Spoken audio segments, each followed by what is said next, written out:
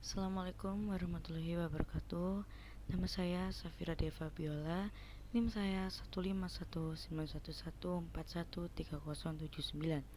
Saya di sini akan menjawab beberapa pertanyaan dari tugas teori pemanduan. Oke, pertanyaan pertama, mengapa elemen makanan penting? Bagi saya, elemen makanan itu sangat penting dalam dunia pariwisata.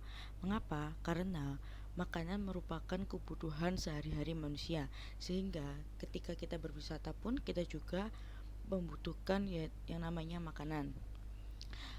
Karena saat kita berwisata pun kita akan mengeluarkan banyak energi dan otomatis kita membutuhkan yang namanya makanan. Oke. Pertanyaan nomor 2. Apa saja yang penting diketahui dan dikuasai oleh seseorang tour guide menyangkut elemen makanan tersebut? Berikan penjelasan dan contohnya. Oke, sebagai seorang tour guide sangat penting mengetahui dan menguasai elemen makanan yaitu sendiri. Dan kita sebagai tour guide itu juga harus bisa mengklasifikasikan restoran apa itu jenis tersebut. Jadi misalnya itu tempat makan restoran atau kafe atau pizzeria atau coffee shop dan lain-lain. Dan kita sebagai tour guide juga harus memahami apa saja makanan yang ada di restoran tersebut.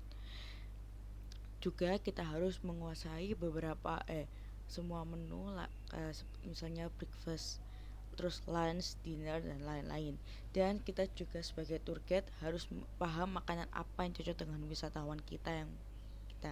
Jadi misalnya kita membawa wisatawan yang tidak suka daging, jadi mereka vegetarian, maka kita akan membawa wisatawan tersebut ke restoran yang vegetarian.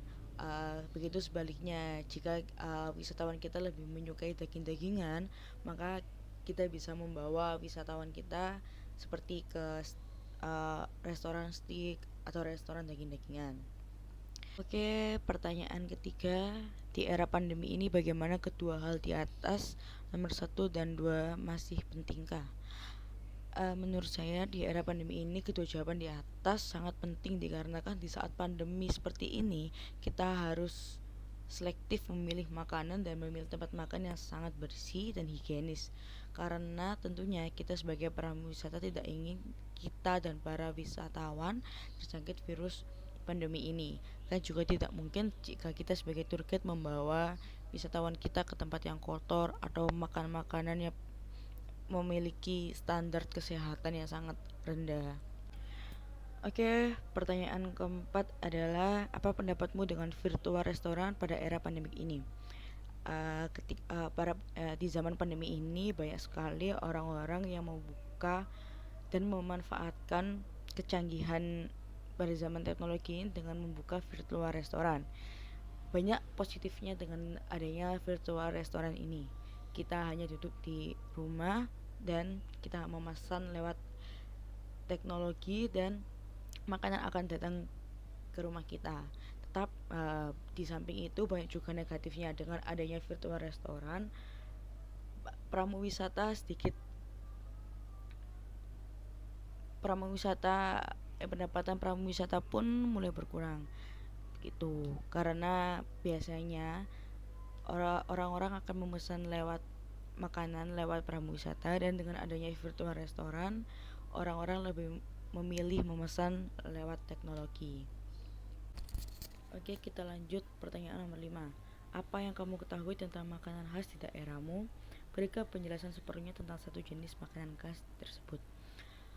Salah satu makanan khas di daerah saya adalah rujak cingur. Rujak cingur adalah salah satu makanan tradisional yang mudah ditemukan di daerah Jawa Timur, apalagi di Surabaya ya. Jadi rujak cingur ini adalah